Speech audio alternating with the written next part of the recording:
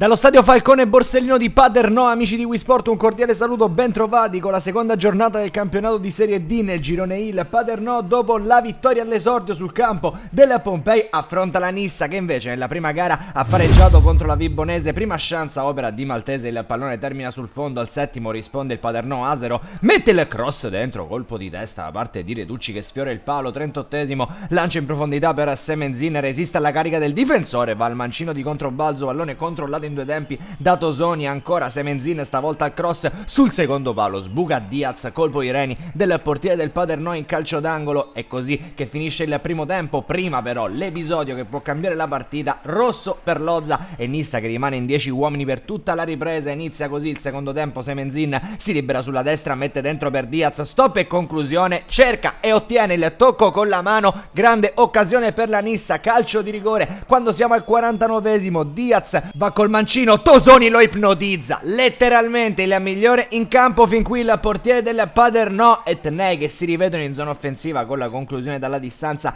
da parte di Viglianisi. Il pallone finisce di un soffio oltre la traversa di Elezai, dall'altra parte invece cerca il jolly Semenzin che vede Tosoni fuori dai pali, conclusione da metà campo e sfera che termina sul fondo col brivido. Minuto 72, attenzione al cross dalla destra del Paternò, la sfera finisce dentro e chiede, è come un calcio di rigore, la compagine padrone di casa, ma per il direttore di gara si può proseguire, non c'è nulla e allora finisce così, termina 0-0 tra Paternò e Nissa. Amici di WeSport, un cordiale saluto e come sempre alla prossima.